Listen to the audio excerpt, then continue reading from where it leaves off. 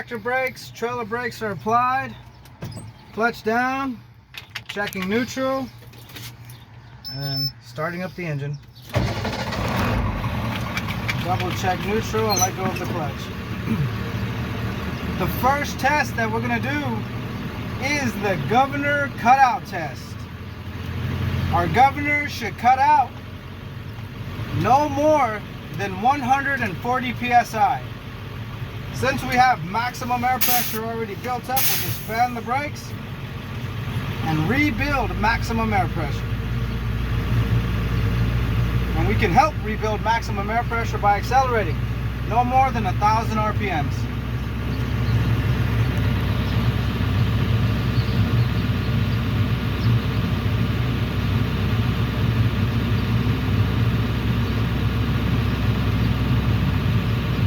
Okay, our needles have stopped rising. We have maximum air pressure built up, and our maximum air pressure reads 122 psi, which is no more than 140 psi. So that means our governor cutout test is good, and our governor cutout at 122 psi. Now we're going to check our trailer brake, tractor brake, and service brake. So the first thing we'll do is drop down into low gear. We will check our tractor brakes first. So we will release our trailer brakes. I'm going to let go of the clutch slowly.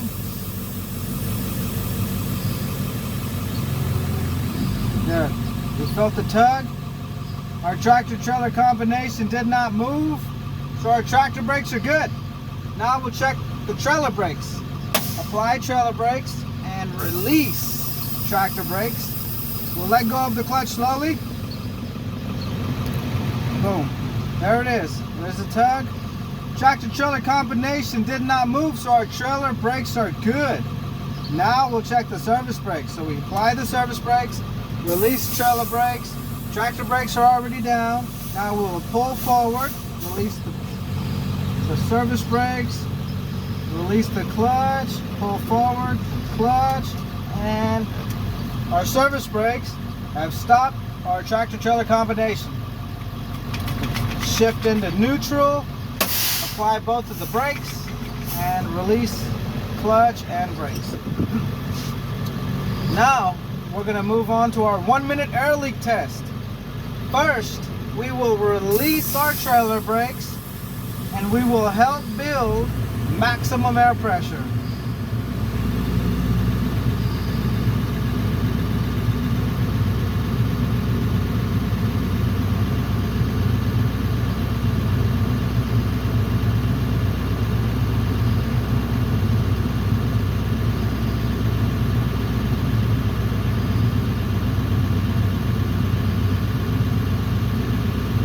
Okay, we have maximum air pressure built up.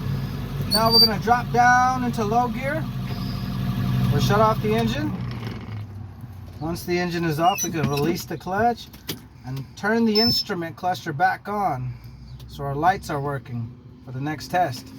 Now we can release our tractor brake and our low gear will hold us in place.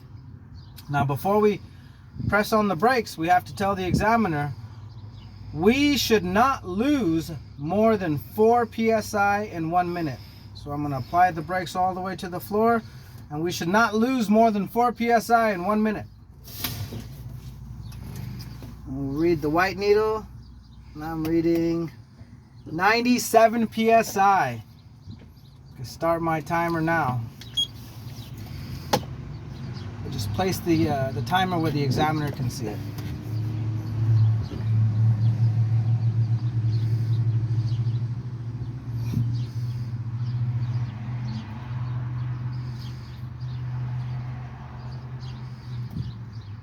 "40 seconds remaining.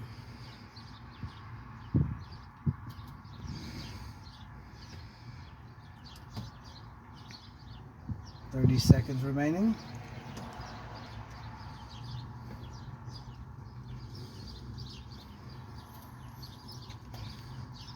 20 seconds left.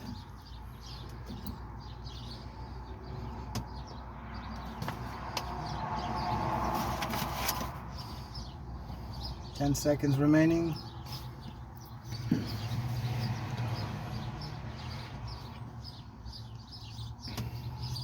Okay, our 1 minute is up, and we did not lose more than 4 psi in the 1 minute. So that means our 1 minute air leak test is good. Now we will move on to our low air alarm test. For the low air alarm test, our low air alarm light should come on right here, no less than 55 psi. So I'm just going to fan the brakes until the light comes on. There it is. Our low air alarm light is on, and I am reading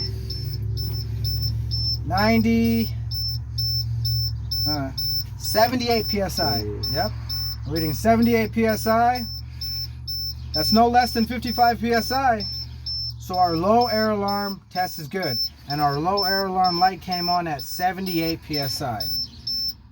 Now we're going to move on to our spring brake pop out test. Our spring brakes should pop out in between 20 and 45 psi. Now we're just going to fan the brakes until the spring brakes pop out.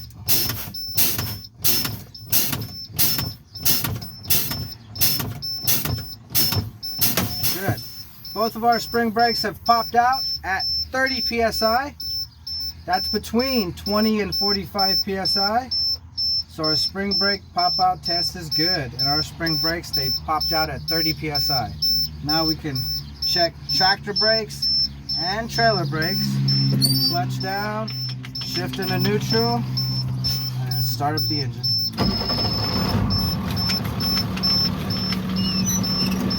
Good. And that's where we end our air brake test.